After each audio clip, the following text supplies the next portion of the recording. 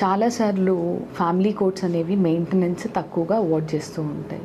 ఆ తర్వాత దాన్ని ఎన్హాన్స్మెంట్ కోసము వైఫ్స్ చాలా ప్రయత్నాలు చేస్తూ ఉంటారు. హైకోర్టుని అప్రోచ్ అవ్వడము, సుప్రీంకోర్టు వరకు వెళ్ళడం కూడా. అటువంటి ఒక కేసే ఈ అనామిక జైన్ వర్సెస్ డాక్టర్ అతుల్ జైన్ అనే కేసు. ఇక్కడ after 17 years of marriage husband divorce proceedings initiate చేశాడు. ఆ తర్వాత వైఫ్ మెయింటెనెన్స్ వేసింది ఆయన పైన. ఆ మెయింటెనెన్స్ అనేది 15,000 మాత్రమే అవార్డ్ చేశారు లోవర్ కోర్ట్. దానిపైన ఆవిడ ఎన్హాన్స్మెంట్ కోసము మధ్యప్రదేశ్ హైకోర్టుకి వెళ్ళడం జరిగింది. బట్ ఆ కేస్ని వాళ్ళు ఎన్హాన్స్ చేయకుండా రెఫ్యూజ్ చేశారు. అనామిక గారు ఏం చేశారు అని అంటే షీ వెంట్ టు టిల్ సుప్రీంకోర్టులో ఆవిడ ఓన్లీ ఎన్హాన్స్మెంట్ ఆఫ్ మెయింటెనెన్స్ కోసం అడిగారు. ఎందుకనంటే మియర్ 15,000 రూపీస్ నాకు సరిపోవడం లేదు, పిల్లల ఎడ్యుకేషన్ ఇవన్నీ ఐ షుడ్ టేక్ కేర్, కాబట్టి I can't live with dignity అని.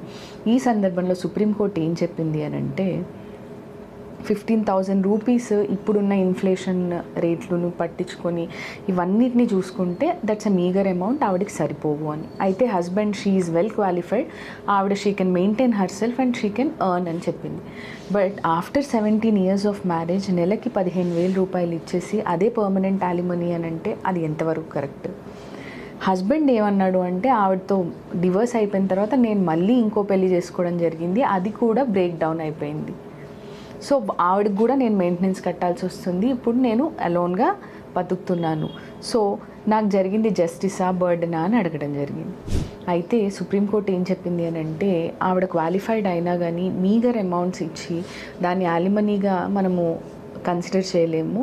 వాళ్ళ మ్యాట్రిమోనియల్ స్టాండర్డ్స్తోని అట్లీస్ట్ అవి రీచ్ అయ్యేటట్టు వాళ్ళు బిఫోర్ మ్యారేజ్ ఎలా బతికారు ఆర్ సబ్స్టెన్సెస్ ఆఫ్ మ్యారేజ్లో ఎలా బతికారు అనేది మనము దృష్టిలో పెట్టుకోవాలి అని. And you being a doctor you are well qualified and మీరు ఎర్నింగ్ కెపాసిటీ కూడా ఉంది కాబట్టి డెఫినెట్లీ 15,000 అమౌంట్ని 30,000 ఇంక్రీజ్ చేయడం జరిగింది.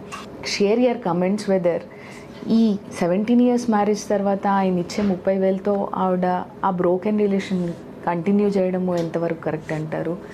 ఈ హస్బెండ్ సెకండ్ మ్యారేజ్ చేసుకొని అది కూడా బ్రేక్ డౌన్ అయిపోయి ఫస్ట్ వైఫ్కి సెకండ్ వైఫ్కి మెయింటెనెన్స్ ఇస్తూ మళ్ళీ తనను తాను మెయింటైన్ చేసుకోవడము జస్టిసా? Please share your comments.